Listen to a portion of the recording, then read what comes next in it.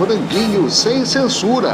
A resenha esportiva em que a linha é não ter linha. Nessa quarta-feira, São Paulo amanheceu sob um tema, a quebra de um tabu. O São Paulo venceu o Corinthians em Itaquera. Era um resultado inesperado? Não tanto. Agora, até que ponto foi um resultado por méritos do São Paulo e até que ponto foi um resultado com deméritos do Corinthians? Para falar sobre isso comigo estão aqui Luiz Ademar e Rodrigo Gini. Ademar, você, que é um especialista em futebol paulista em São Paulo, o que você diria dessa minha dúvida? Quem tem mais méritos, quem tem mais deméritos? Tudo bem, Lito? Tudo bem, Rodrigo? Um abraço principalmente a vocês que nos acompanham. Prazer sempre estar aqui com vocês. Eu entendo o seguinte, é meio previsível, como você disse, porque apesar do tabu, aquela coisa, situação todas complicadas, o Corinthians perdeu 12 jogadores e eu entendo, por exemplo, Giovani, Renato Augusto, Gil poderiam ajudar nesse time atual, mas perdeu 12 e chegaram 3. Tem uma molecada boa da base que foi campeã da Copinha, para você ser aproveitada, mas tem que ser aos poucos. O São Paulo fez o certo, pegou um técnico em ascensão para a saída do Dorival para a seleção, um cara que chegou, teve a humildade de... Opa, o que vocês estão fazendo? Campeão da Copa do Brasil? Eu vou seguir o mesmo rumo. E ainda a humildade de falar, eu gostaria que o Muricy fosse o meu Tele Santana. Então ele ganhou o grupo, ganhou o Muricy, o São Paulo já era um time acertadinho, e aí você foi, nessas situações, enfrentar um clássico no São Paulo que vem liderando no seu grupo e vem liderando na classificação geral do Campeonato Paulista. Ele foi, claro, domingo o São Paulo disputa um título com o Palmeiras, o campeão da Supercopa, né? O Palmeiras campeão brasileiro, o São Paulo Copa do Brasil.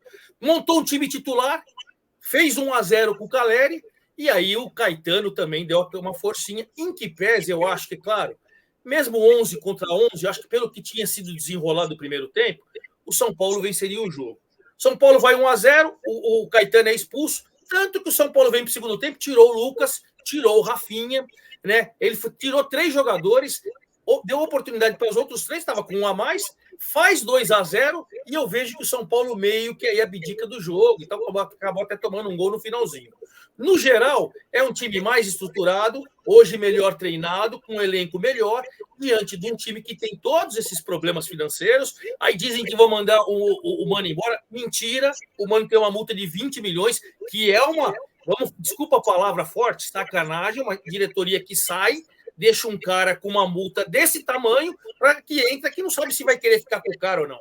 Mas, de qualquer maneira, hoje, e o Mano, eu vi as entrevistas coletivas ontem, o Mano falou, hoje eu não concorro com Palmeiras e Corinthians, eu estou muito abaixo. Veremos com a sequência de contratações, reforços que me prometeram e tal, se a gente consegue até o brasileiro equiparar. Hoje eu estou bem abaixo e eu acho que o Clássico refletiu isso, viu, Lito? Realmente foi bastante complicado. Agora, lá em Minas Gerais também tem um assunto que está borbulhando, que está esquentando o clima lá em Belo Horizonte, que é o acordo entre Cruzeiro e Atlético de torcidas únicas. Nosso Rodrigo Gini, lá de Belo Horizonte, pode nos explicar melhor os detalhes desse acordo que satisfaz a uns, não satisfaz a outros. Por exemplo, o Filipão já botou a boca no trombone. O que há nesse plano aí, Rodrigo?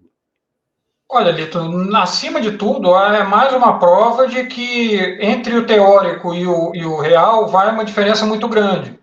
Porque é lógico, né? A gente que cresceu no futebol, se lembrando de duelos, de clássicos históricos entre Cruzeiro e Atlético, quem viu o Reinaldo, quem viu depois o Alex no Cruzeiro, e viu o Ronaldinho Gaúcho no Atlético, e essas fases, gostava de ver Mineirão lotado, estádio repleto, só que você tem, principalmente com o advento e com o desenvolvimento das torcidas organizadas, uma coisa cada vez mais inviável, porque é briga nos pontos de encontro para pegar o ônibus, é briga na porta da torcida organizada, é briga em bairros e cidades da periferia de Belo Horizonte. A própria torcida única, o advento da torcida única não acabou com isso. Você continua tendo incidentes, só que na estação do metrô, no ônibus, num bairro, na discussão do bar. Então, é a mais pura constatação de que, infelizmente, você não tem condição. E isso fica ainda mais claro a partir do momento que o Atlético, que é mandante desse jogo no sábado, tem o seu estádio próprio, né? A gente sabe do comportamento que, infelizmente, ou felizmente é de uma minoria, né? São poucos torcedores, e a gente até erra os chamados de torcedores, porque são muito mais vândalos, que vão aproveitar certamente a chance de, estando nos limites do adversário, quebrar, estragar cadeira, fazer esse tipo de coisa. Então, eu acho que é um mal necessário, perde muito o futebol, na teoria realmente é péssimo, mas isso parte da incapacidade de se garantir segurança, de se garantir civilidade, cidadania dentro do estádio de futebol, para que todo mundo possa ir com filho, com um avô, etc., que todo mundo possa estar presente no campo e não ter que fugir de bomba, de polícia, de bala de borracha, esse tipo de coisa. Realmente é uma pena, porque uma das grandes atrações, uma das grandes belezas do futebol nos estádios são as torcidas, as bandeiras tremulando, o povo vibrando. Infelizmente, é o povo brigando, e o que tremulam não são as bandeiras, é o gás lacrimogêneo, são as bombas. Infelizmente, um momento triste, né? E que se intensifica nos campeonatos regionais. Por falar em campeonato regional, teoricamente, campeonato regional, campeonato estadual, é uma pré-temporada, é feita para os times se acertarem. Mas a gente tem visto que campeonato estadual derruba técnico. E isso está me preocupando desde ontem, eu como botafoguense. Quem viu o jogo ontem, Botafogo e Portuguesa, viu nos primeiros 5, 10 minutos um Botafogo quase no nível do Botafogo do Luiz Castro, jogando muito, muito bem. Depois houve uma certa queda, um fruto ainda do desentrosamento, um passe errado aqui, outro ali, mas culminou com um gol de Tiquinho Soares. Tiquinho não fazia um gol há 3 meses, fora os gols de bola parada. Então, por um momento, a torcida voltou a abraçar o Botafogo, mas no segundo tempo a Portuguesa encaixou a defesa dela, fez um belo gol com o Anderson Rosa, para mim o melhor homem em campo, e o Botafogo voltou ao que era na fase final do Brasileirão. Um time precipitado, um time assodado, errando passe, sem saber o que fazer, sem um esquema de jogo que funcionasse. Aí eu começo a me preocupar com a permanência ou com a durabilidade lá do Thiago Nunes à frente do Botafogo. Realmente é uma coisa bastante preocupante.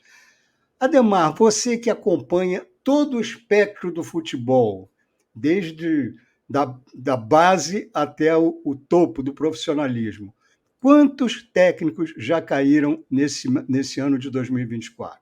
Ainda estamos no mês de janeiro. Eu faço um mapeamento, né, Lito, assim, da Série A, Série B, Série C, Série D, no meu canal do YouTube eu faço pelas divisões do Brasileiro, daí eu vou passando pelos estaduais. Por causa dos estaduais, né, na Série D, por exemplo, do Brasileiro, você já tem 6 caíram. Na Série C, você tem 1, né? Então, quer dizer, ainda nos clubes da Série A e da Série B, que estão se estruturando, muitos, por exemplo, no Rio, muitos aí, o Flamengo não está muito... Fluminense ainda com força máxima, o Botafogo está se acertando, o Vasco está aquela coisa. Em São Paulo, por exemplo, você já vê o Mano só não foi mandado embora ainda por causa da multa. Mas assim, você já vê essas situações acontecerem. Da Série D tem 6 treinadores, da Série C já tem 1. Aqui em São Paulo, no Campeonato Paulista da Série A2, que para mim é o mais difícil, não é o Paulistão. O Paulistão é feito para os 4 grandes classificarem. O Santos faz 3 anos que não classifica. Mas os 4 grandes irem para as semifinais. É mais ou menos uma coisa assim. Na Série A2 do Paulista, com clubes tradicionais, 15 Piracicaba, Comercial de Ribeirão Preto, São José, já tem 4 treinadores em 4 rodadas. Então você vê que os estaduais dizem, não sei o quê, não vale muito. Vale demais, porque é o início. Pode ser que nem o Luiz Castro fez o ano passado, todo mundo sabia e ele avisou. Vou fazer o Carioca a minha pré-temporada. E foi uma pré-temporada sensacional. Não ganhou o Carioca, mas brigou pelo Campeonato Brasileiro. A gente só fala que ele perdeu, mas não fala que fez um grande campeonato. Mas foi a pré-temporada que ele fez a opção. Agora, aqui em São Paulo, eu te falo de cátedra. Se o Corinthians, mesmo com 20 milhões do Mano aí, continuar, eu duvido que o Mano vai para o Brasileiro. Eu duvido. Se não se classificar ainda num grupo que, teoricamente, tem o Red Bull Bragantino, é mais ou menos fácil. Mas, de qualquer maneira, os estaduais, eles só... A guilhotina come, viu, Lito? Come sim. E em Minas Gerais, Rodrigo, como é que está esse plano aí de técnicos? Reina-se em tranquilidade? Por enquanto, sim. O Filipão continuando o trabalho do ano passado e começando muito bem, né? Ao contrário do que aconteceu com o Thiago, que chegou nessa reta final de Brasileiro e agora está titubeando um pouco. O Filipão teve, inclusive, a sorte de contar com um grupo praticamente o mesmo do fim do ano passado, muito poucas mudanças, a chegada do Scarpa, e parece que vem mais alguns jogadores por aí. E o Cruzeiro trazendo agora o Larcamón, o argentino, que vem bem recomendado do futebol mexicano, trouxe o Dineno, que é um atacante argentino, que trabalhava com ele lá, começou bem, empatou com o Atlético de São João del Rei, mas eu acho que é muito mais circunstancial, ainda não despertou nenhum tipo de preocupação grave na torcida. Claro que o clássico no fim de semana vai ser um termômetro disso, a gente vai ver o que cada lado, como cada lado vai sair, mas não vejo potencial para mudança, as coisas a priori estão tranquilas, mas aqui também tem aquela história, né? Principalmente nos clubes menores e tal, 1 ou 2 jogos que não vai mais ou menos bem, e a guilhotina também come solta. Nesse próximo fim de semana vai ter aí o embate de 2 técnicos que são caso raro no futebol brasileiro, estão firmes como rocha. Na final na Supercopa, teremos Carpini, o jovem e promissor Carpini, e o mais do que estabelecido Abel Ferreira, pelo Palmeiras, e o Carpini pelo São Paulo. Mas esse é assunto para sexta-feira. A gente fica por aqui e voltamos sim na sexta-feira para aí sim detalhar as rodadas dos estaduais e essa Supercopa que promete ser um jogaço. Até lá, e não deixe de dar seu like, não deixe de divulgar o franguinho. A gente precisa do apoio de vocês. Até sexta. Ademar, Rodrigo, brigadíssimo aí pela participação brilhante de vocês. Até a próxima.